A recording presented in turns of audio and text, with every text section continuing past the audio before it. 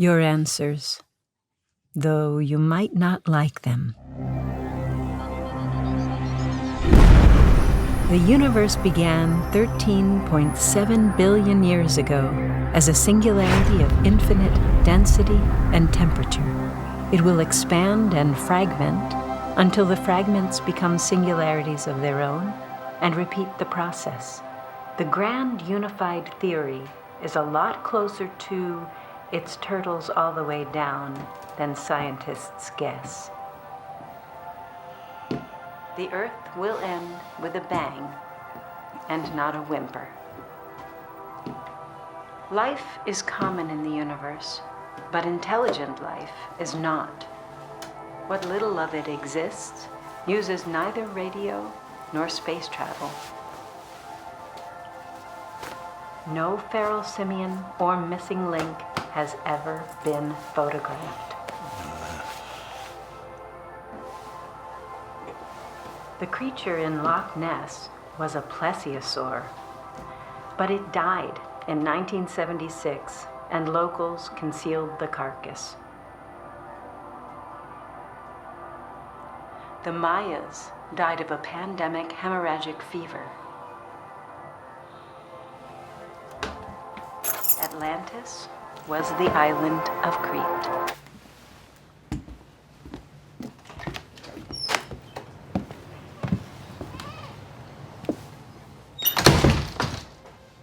No dead person has ever communicated with a living one.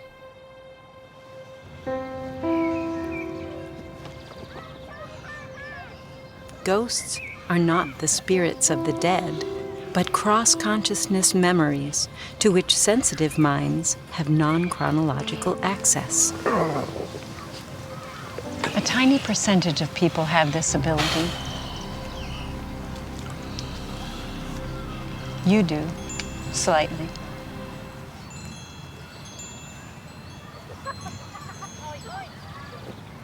Lizzie Borden did it. Her sister knew. George Jaffe, a Jewish immigrant tailor living in London's East End, performed the killings ascribed to Jack the Ripper before lapsing into gibbering mental incompetence and dying of syphilis.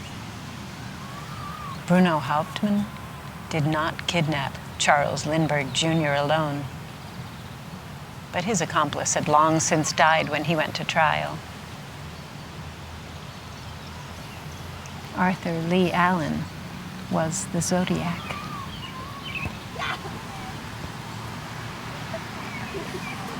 Amelia Earhart and Fred Noonan lived for 4 days on Gardner Island after ditching their plane there, eventually dying of thirst and exposure. Marilyn Monroe died of an accidental reaction between medications prescribed by 2 different doctors. D.B. Cooper's skull lies beneath 7 feet of loam and leaves in a bear cave in the Cascades with $140,000 of ransom money.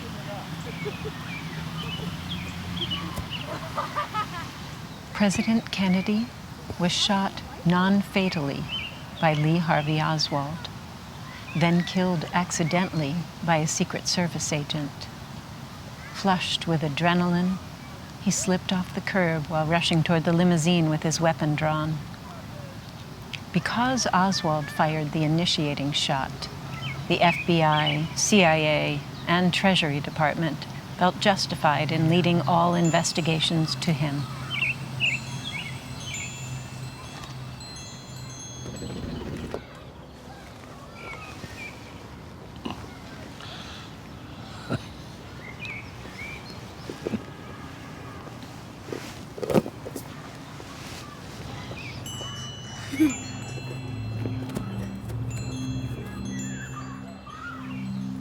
Two and a half million years ago, one of your ancestors invented the spoon.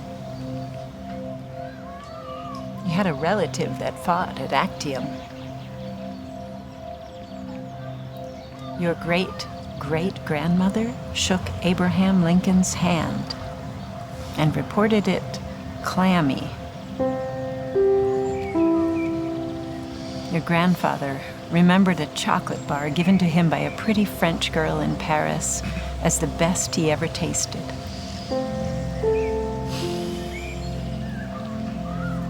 Your parents did indeed meet at church, but only after your father locked the Sunday school room and charged your mother a kiss to escape. Your father wanted to be an architect, but he worried he couldn't support his family, so he became a mill worker.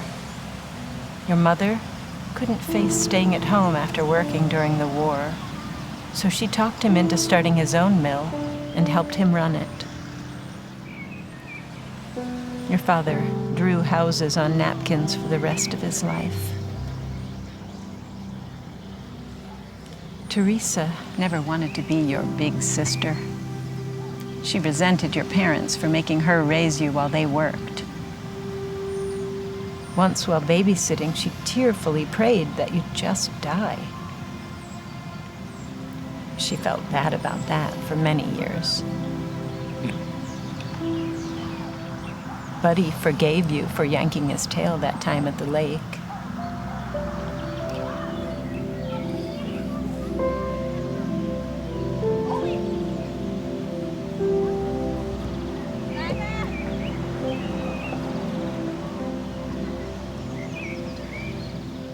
A boy named Damon Phillips stole your bicycle in the 4th grade, but he took better care of it.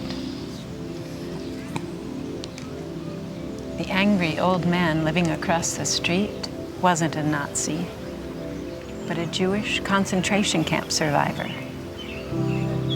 He did poison Pippi for sniffing around in his garden, though.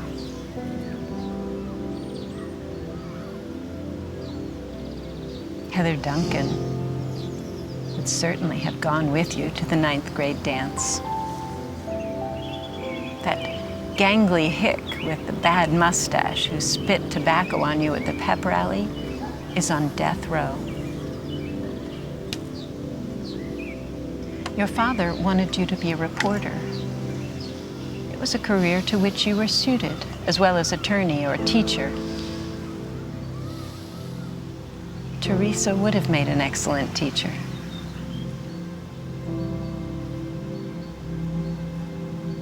If you had not been wounded at Van Thuong in August of 1965, you would have died at Nha Drang in November.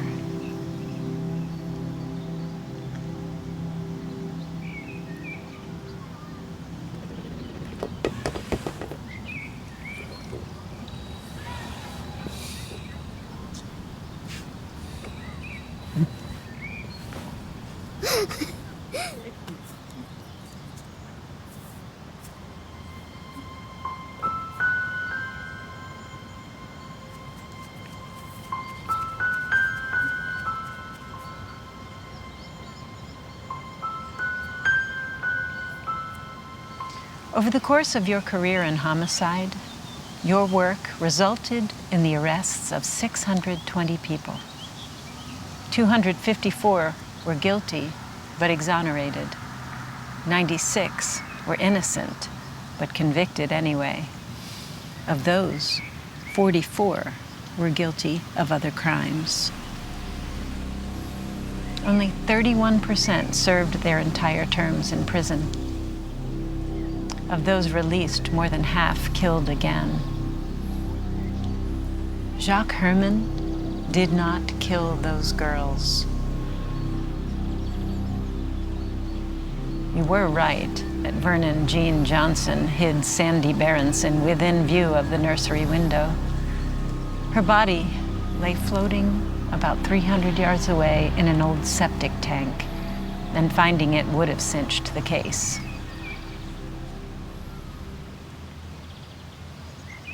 Gary Thornton still wants to eat you.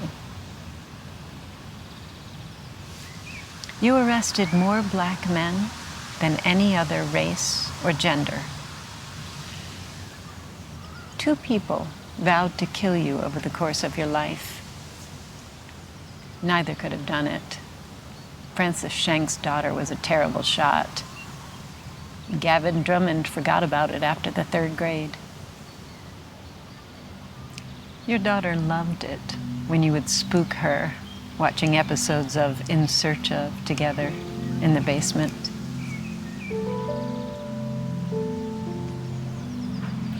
Sharon's parents never liked you as much as they did her last boyfriend. They took them both to dinner when you divorced. She's happy, but she does not regret marrying you. Sometimes she misses those late summer naps, those midnight trips to Krispy Kreme. No one could ever love you enough. But Jennifer Harris came closest. She still thinks of you and your kiss beneath the pier on prom night. Your greatest strength is your desire to ask all the big questions. Your greatest weakness is your fear of asking the little ones.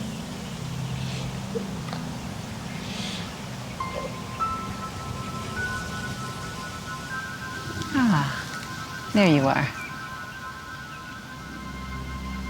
Teresa's body lies face down near the 165-mile marker on Interstate 95 in South Carolina.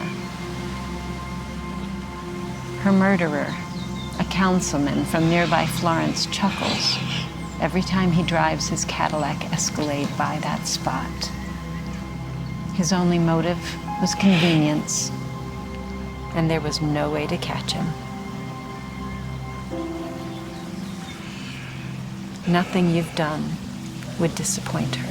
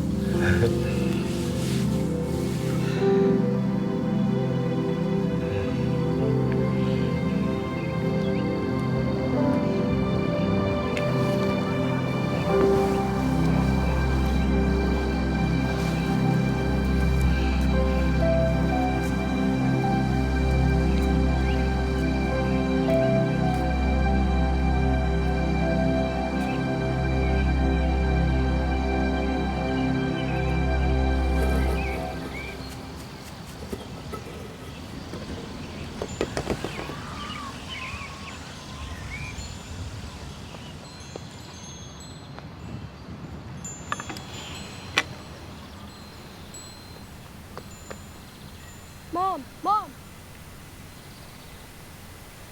Sir, are you okay? Are you okay?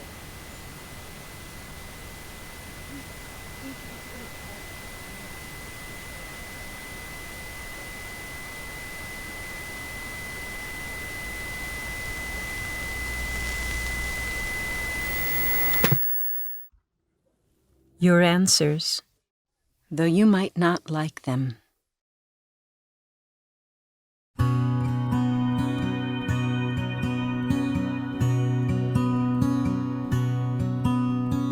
We are all just pilgrims,